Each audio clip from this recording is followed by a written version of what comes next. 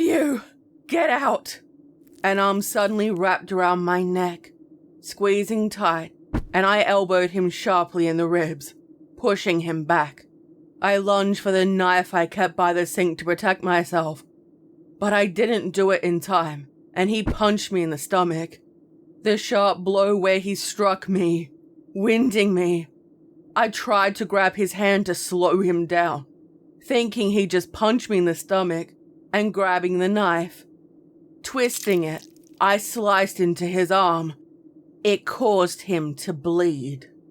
A sudden, deep burning sensation from my abdomen caused me to lose my nerve. I've never been in so much pain. Feeling faint and gasping, he pushed me out of the way, causing my back to hit the cabinet. I didn't recognize him, with only his eyes peering over the top part of a face mask.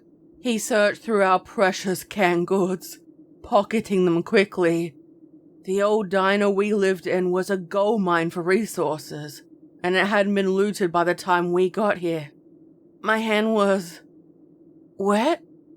Glancing down, I saw I was wounded. A fatal one.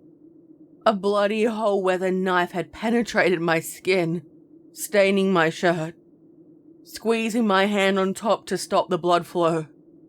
The raider ripped the weapon from my hand, stealing it also, and checking the wound on his forearm. Still bleeding, but by no means fatal. Why? Why would you do this to me? I demanded, my back resting on the cabinet doors, with blood leaking from my stomach. My weapon still in his hand, occasionally pointing it at me.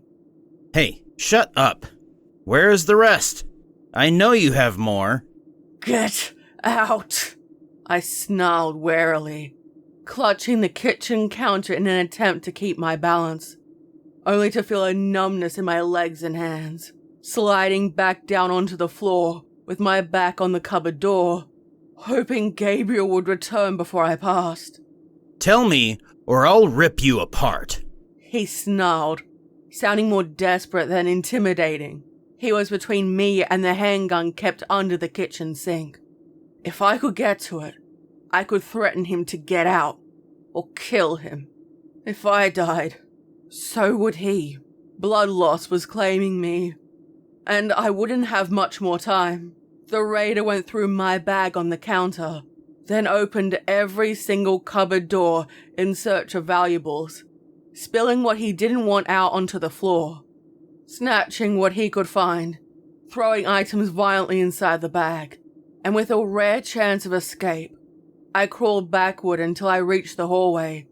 Each movement was exhausting, and the thick, bloody trail lurked behind me. I couldn't do it anymore.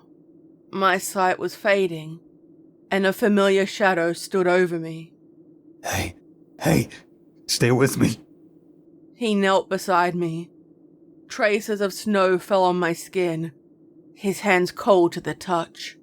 I watched from just behind him, in spirit, not flesh, while he knelt beside my bleeding and broken body, his bare hand cupping the wound at my stomach, while the warm blood leaked through his fingers. Seeing your own corpse was a numbing experience. Moments ago, I had been alive. My hazel eyes were wide and expressionless, no soul residing inside the body. A trace of fresh blood clung to my lips. Gabriel was too late. I was already gone. I passed before he got a chance to say goodbye. He stood, walked to where the noise was, and saw our visitor looting the items we took from raids. The murder weapon that killed me discarded temporarily on the table. You killed her. Gabriel's voice was low, cold, with a look in his eyes I'd never seen before. We had killed to defend ourselves and what we had. The world was no longer safe, but he never killed an unarmed person, pointing a shotgun directly at the raider's chest, who raised their hands in surrender, shaking his head with eyes wide, before his attention rested on the knife on the table. still coated in my blood. Please. Hey, look, man. I didn't mean to kill her. The raider pleaded, but he knew at this moment he was doomed. I had been sorting through our supplies, vegetables for pickling. I didn't hear him when he entered and wrapped his arm around my neck, demanding to know where our food was. The raider pointed in the direction of the duffel bag on the counter, spilled open to reveal the canned goods. The reason why I died. Silently, Gabe put the shotgun down, and I wondered why. Next, he took the knife, stepped quickly, stabbing into the raider's neck, sending a squirt of blood into the air. Any pleas he made were muffled by the gargling sound inside his throat. Gabe didn't end his suffering, watching him bleed and struggle while he tried to look for something to slow the life leaving his body. The raider fell to the floor, dying, a gargling, broken mess. His limbs twitched while he died, eyes gazing up, while a final gurgle filled the room. Now dead, his blood pooling on the floor with my own. Gabe checked to see if he was dead before scooping up my body from the hallway, placing it on the kitchen counter, cleaning my face and picking flowers from the garden. Flowers, more like weeds and wildflowers that stubbornly clung to life, but still beautiful. Next, Gabriel took the shovel and dug a deep hole in the backyard, placing my body inside, using the shovel to drop more dirt on my remains, and once done, surrounding it with small stones and sitting by its side. My grave. He pulled the cork with his teeth from a bottle of wine, possibly the last one in the world, and poured it over the dirt mound. We found it inside a cellar of an old home when we were searching for supplies, back when we were next door neighbors and technology still worked. He took a mouthful, wincing at the taste while staring out into nothing. We promised to share it when we were safe. He couldn't see me standing behind him, keeping an ever watchful eye. I could see the shadows he could not. I'm sorry. I'm sorry I couldn't protect you. Gabriel whispered, soft and mournful. I'm sorry. I can't stay here anymore.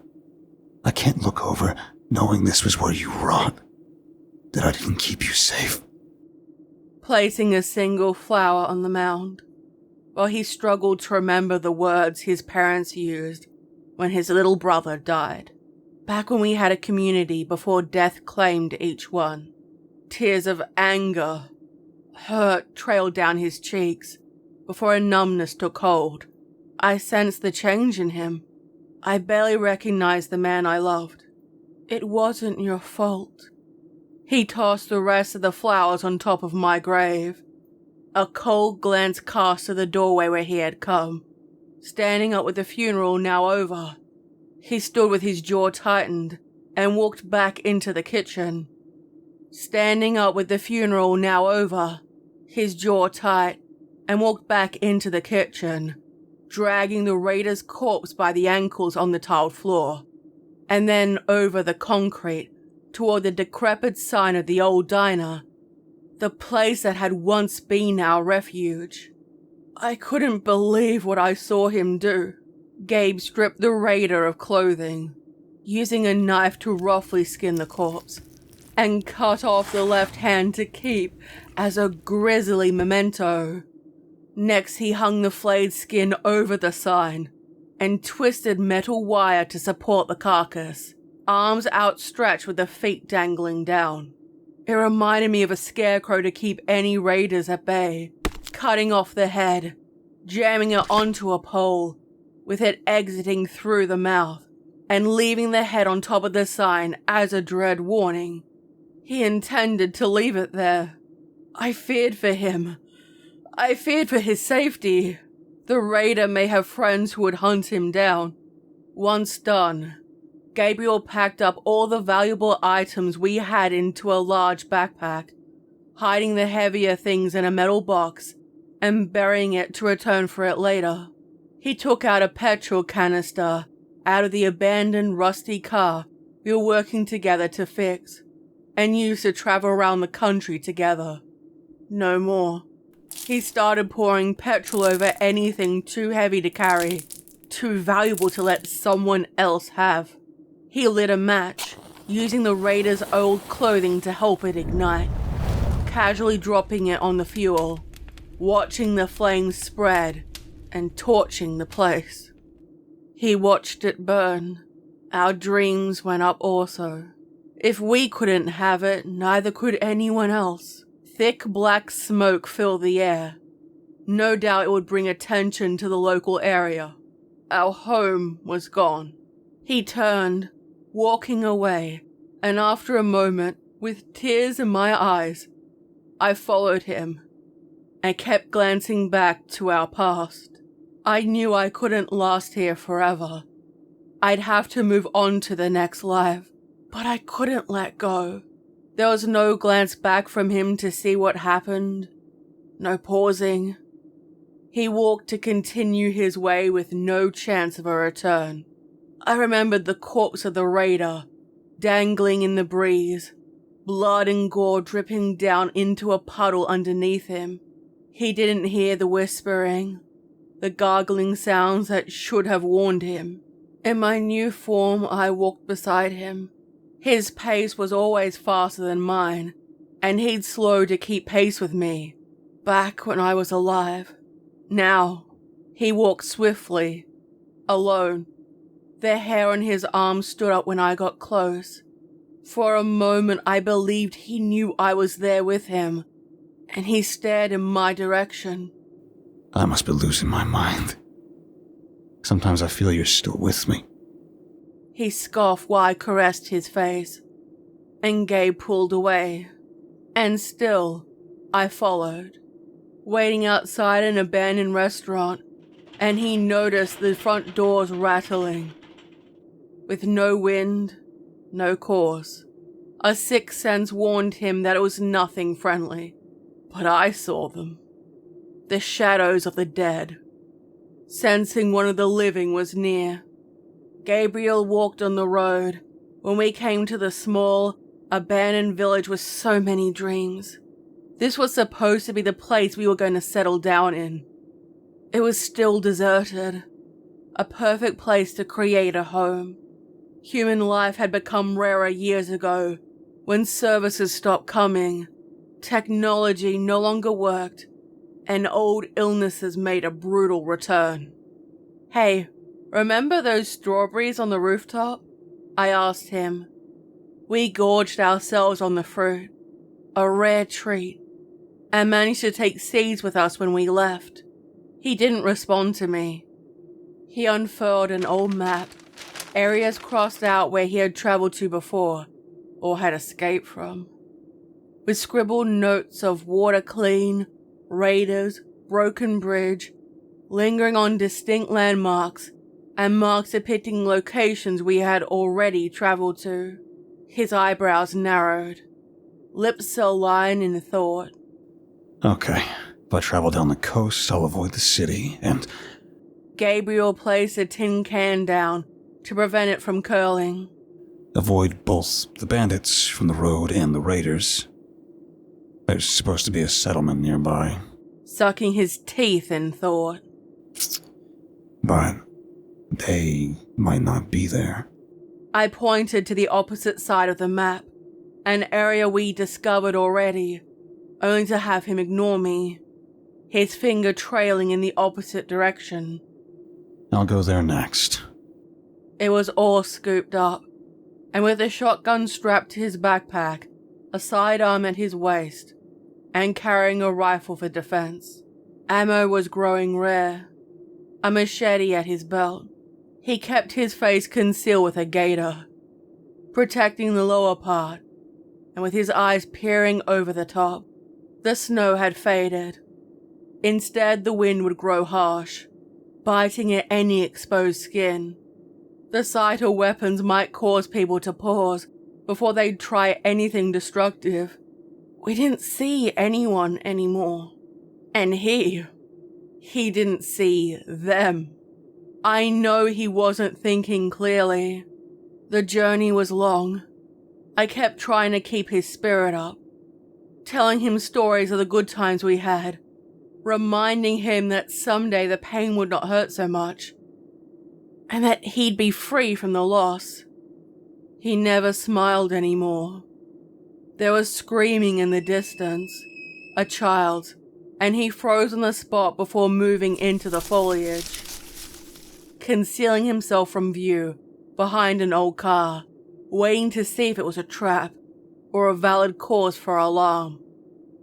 Years past, he would have rushed to assist, the good Samaritan. Yet my death seemed to have changed him, or perhaps allowed a part of him to be exposed. The mother knelt, cradling her living child in her arms, with another, a dead child on the road. A bloody stump where their head should have been. The blood surrounding was fresh, and their supplies had spilled out over the road. The first humans we had seen for a long time. They were staring into an open tunnel, and I saw them, the dead, the shadows, all lurking. He kept moving his way down the overgrown road, keeping to the pathway and moving at a quick walk. I stared at them, pulling his sleeve to encourage them, to speak to them, to go back, to find out what happened or offer some assistance, to save them from the shadows. He didn't look away from his goal. Gabriel kept his gaze focused the way he was heading, with an occasional glance behind him, where someone could easily be hiding. A small hill and various pieces of old cars could be easy hiding spots. A dismissive, "It isn't my concern," came from his lips. Standing by his side, the hair on his arm stood up, and he rubbed his skin, pulling down his sleeve. The wind picked up some more, forcing him to hide any exposed skin and seek out shelter. Settling on an old garage, the door partially damaged, yet still had 3 corners to offer shelter. The storms grew frequent the closer we got to the coast. The paint had been eaten away from the cars, leaving rusty shells with windows that had been broken through pressure or vandalism. He opened the door to check for any supplies, finding only rotting plastic and nothing valuable. He closed the car door, opened the trunk, and found old magazines. Flipping through them, the pages were still vibrant. Pictures of cars, people without famine, and images of what wealth the world had. He walked to the door leading inside the house. The doorknob didn't budge, and with a grunt, he struck it with his shoulder, and the doorframe cracked. Once the door opened, the foul aroma greeted him sharply. "Oh, fuck. Someone's dead in here." He spoke to himself while he entered, pointing his gun to clear the room to ensure no one was there. There was water damage with black mold in the corner. Keeping his mouth covered, unwilling to breathe in any of the toxic spores, and found it had all been looted. The source of the stench was found in the lounge room. A family together, 2 adults and 2 children, all seated on the lounges. He didn't dare get too close. The remnants of pills on the coffee table, with the empty bottle tipped over. From the look of them, they were relatively fresh, from after the world turned upside down. He walked to the window, wiping his sleeve on it to clear the dust, and stared through it to see if the storm had lifted. Cloudy, but now safe to travel. There were old cottages down the winding roads leading down to the beach. He would go to each house, stare through the windows, in the off chance of seeing something worthwhile, or any food he could take. The back of the buildings had been damaged, with the roofs collapsed, and walls had fallen in on themselves. too dangerous to enter. The view leading up to the shoreline showed signs of damage.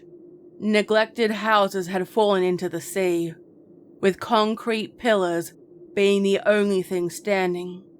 Gabe exhaled, sitting on a concrete step, and I joined him, our feet dangling down, just like the raider's corpse. My memories of our trips to the beach became stronger. One when we were children, and another days before it started. The old Ferris wheel had tipped over. I could see the outline where it had once been. There were derelict boats along the shore, beached and capsized. Some looked burnt with black char and large, gaping holes. Nowhere's how it should be. He thought out loud, staring into the distance. I don't think there are any boats left. Gabe stepped over a skeleton, half consumed by the ocean, and now a home for tiny crabs that moved, one scurrying back inside the eye socket. The bones were a stark white, with a spill bag in tow. The clothes nor shoes had been stripped. Patting the sides, checking the remains for valuables. Not cash. It was worthless now. Food, water, weapons or ammo. Opening up the jacket, finding nothing. The corpse's boots were too small for him. He opened the car door. It creaked and checked inside. The food inside had rotted. Useless. Gabriel closed the door behind him and kept walking. I wonder what's out beyond the sea. Is everywhere on Earth a fucking shithole now? He mused, taking a seat on a broken car bonnet, and stared out into the ocean, perhaps considering leaving it all behind. I didn't think everywhere could have been damned. If only you were here to see this. Never had he mentioned me in his travels. I wanted to tell him that I was here, always with him, and I'd never abandon him. With nightfall approaching, Gabriel needed to find shelter to rest, and the predominantly wooden buildings that were damaged weren't suitable. There was one that appeared to be the most secure, a lighthouse. It remained dark but steadfast. Opening the door, seeing boxes of supplies that had a thick layer of dust and saw no signs of recent occupation. No one's been here for a while. He found an unlocked door up 7 stone stairs, up high, and made a trap to detect anyone breaking in, using a plank of wood over the doorway. It would tap, and hopefully, give him enough time to grab a weapon.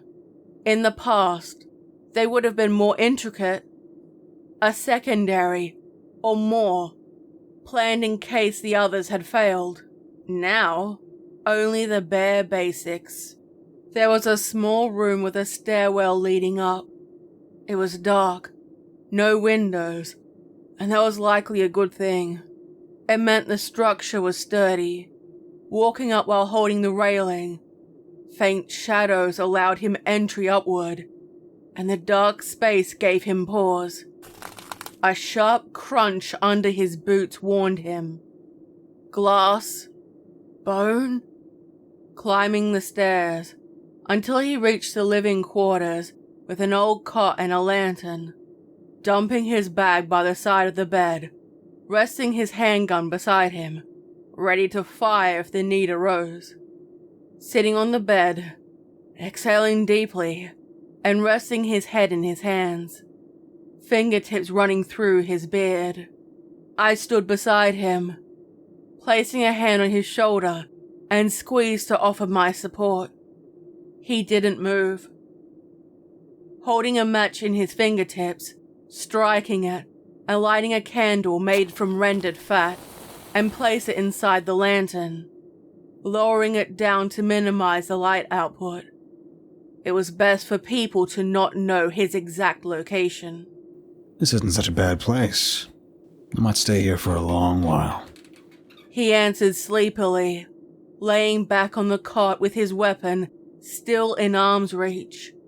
I watched while he slept, protecting him from the dead and the living, and letting him rest, ignoring the few skeletons within the structure he could deal with in the morning. The sounds of the ocean and seagulls swooping while the weather calmed down. Faint morning sunlight peered through the gaps in the stonework. Gabriel blinked slowly, waking up, and groaned. He stood and opened the door to the balcony and went out to stand on it. Gabe trembled, once frightened of heights and the ocean. His hand clasped the iron railing, still holding strong, and gazed out at the ocean. The waves roared tirelessly against the dangerous sharp stones below, and staring down, I wondered what thoughts ran through his mind, resting his arms on the railing. I could catch fish and crabs along the shore. Maybe a garden up at that spot. He pointed, sighed, and shook his head, while I looked and moved around the other side to face the town. Quiet, empty, with no signs of smoke to suggest other people were here. Talking to you like you're still here with me. Perhaps it was best he didn't know I walked with him. Moving down the stairs, pausing occasionally to catch his breath, and saw the glass bottles he stepped on last night. Fortunately, it didn't slice into his boots. On the third platform going down, the one that had been the darkest, had two skeletons laying flat against the wall, one larger and a smaller one. Death and the dead weren't strange to see. He picked up the newspaper, wiping the dust away. 24th January 2025. Mass casualties worldwide. Gabe read the headline and the date. It had a world map showing cities that were already fallen. We were young then. Having watched our parents react to live streams and videos on social media as the world fell, I remembered my mum's expression when the first of the riots broke out. The largest cities had trucks with bodies being seized, thrown inside, and loved ones not being able to say farewell before they too died. Unfortunately, they were left to rot inside their houses and on the street. Few survivors were able to make their way out. The local citizenry and army refused to permit people to leave the cities, opening gunfire on them and killing them. Society broke apart. I remember that day. He scoffed. Mom raced to the grocery store and fought some woman over a bottle of water. She posted it online and was convinced she was going to be famous. Gabe spat over the edge, watching his saliva blend with the seawater, and stared down. I wondered if he was tempted to jump over, end his suffering, and let the world move on without him. Greedily, I wanted it. Our spirits would be together forever. So many trivial matters no longer concerned the world. Instead, the necessities were of greater concern. The corpses were old and showed no signs of disease. A bottle of sleeping pills on the table. He lifted the smaller, decayed skeleton and took it out, placing it gently inside the near-empty dumpster, and walked back to do the same to the other, larger one. Some people didn't die through raids or illness, simply a lack of understanding how to survive in the new world, closing the lid to leave them in their final resting place. Gabe walked back to the lighthouse and closed the door behind him to check over the supplies. Old cans that weren't swollen or dented. Definitely long past the best before date, but still edible. Old water barrels now filled with stagnant water, unsafe to drink, but could be boiled to kill any dangerous bacteria. He had more pep in his step, always thriving when he was creating and building. The only way I knew time had passed was how often he slept, and the beard he was growing. It had been at least a month by now. More? I lost track of time. On top of the gas station up the road, far away to avoid the erosion from the ocean and the salt breeze, he began building his farm, climbing up the ladder and dragging up wood and bags of soil. Rotting crabs and fish added to dirt to create nutrient-rich soil to grow the crops, using the seeds we hoped to plant when we settled down permanently. I had hoped he would find other people to live with, maybe even find someone who could make him happy. 2 shadows followed him, the larger and the smaller, the same ones from the lighthouse. They were curious of him, a living person, and they pulled on pieces of the metal door. They didn't make a sound the first night. Was he the last human on Earth? Would he need to move? The seasons passed, the sharp chill of winter, followed by the intense heat of summer. Autumn and spring had all but disappeared. Okay, gotta keep the shade off you. Gabe murmured, covering the tomatoes with a plastic tarp to protect them from the intense rays, only moving it to allow it to get some morning light in. He cared for them like his own children. Come on, some nice early sun for you, all to grow big and strong.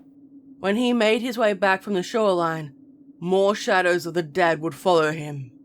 Their pain was apparent on their faces, climbing out of boats and shallow graves, whispering, wondering why was he alive and they were not. I wondered if, in time, I would soon become like them. He'd stop, eyes scanning for any movement, but ultimately stare through them, oblivious to their words that blurred with the ocean. Threats, promises, wishes from the past, their jealousy of life coursing through his veins. Time for me to head back. Carrying the bucket filled with oysters, and sat eating them outside the lighthouse, enjoying his feast. Each night there was a moment of dread where I knew they gathered around the stones of the lighthouse. I left him, oblivious while he hummed to himself, while he worked, and they all stared at the door, then coldly up at me. By morning they wandered back away from the door, or their movement down the metal steps, the creaks. They were creeping from all around now, drawn in by him being alive. I wondered whether this was no longer a safe place for him. Easy, old girl. He soothed, Just a little creaking. stroking the stone wall before his hand dropped, unaware that death crept down the depths.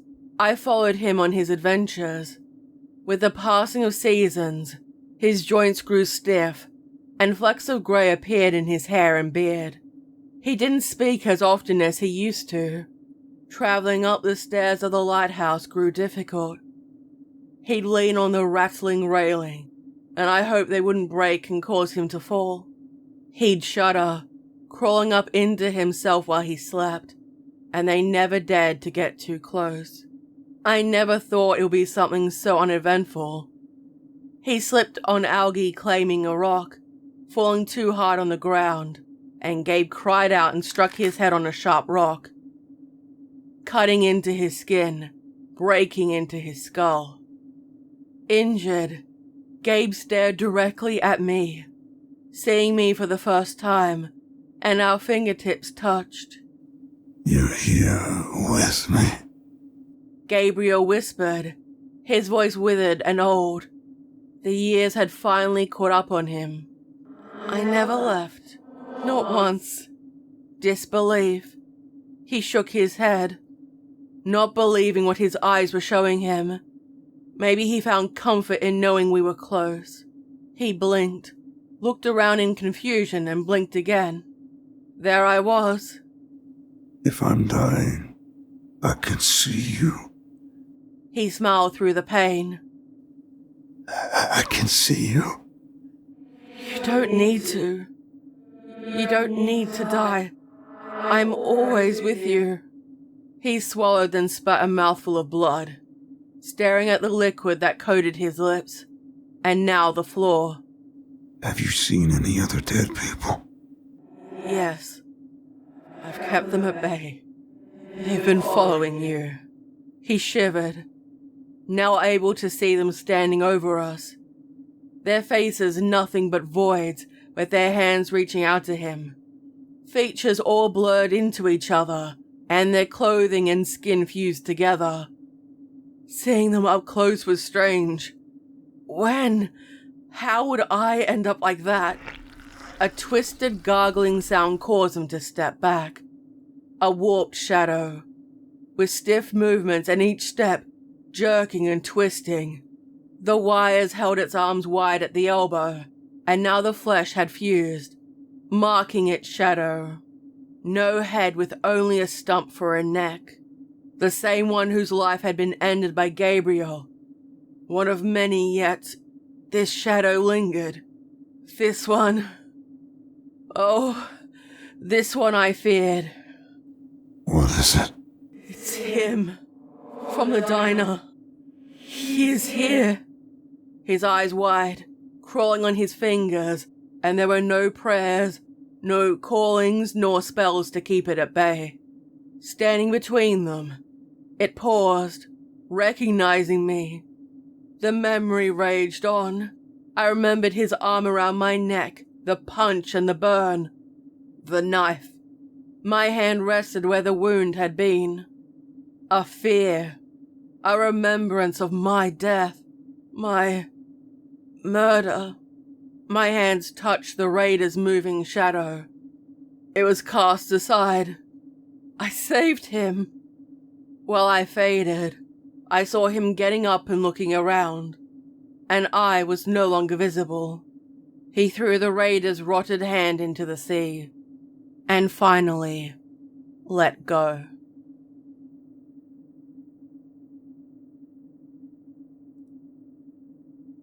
I hope you enjoyed this apocalyptic tale.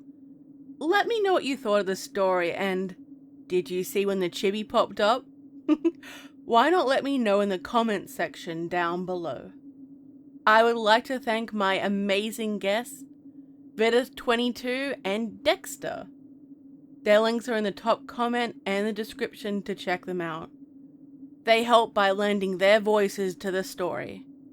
Also, Vidith is still, at the time of this recording, still demonetized, so please support him on either Patreon or Ko-Fi. If you would like to support my work, consider becoming a channel member or Patreon supporter. They get exclusive perks, including random videos. Check out this list of amazing people! What a bunch of legends.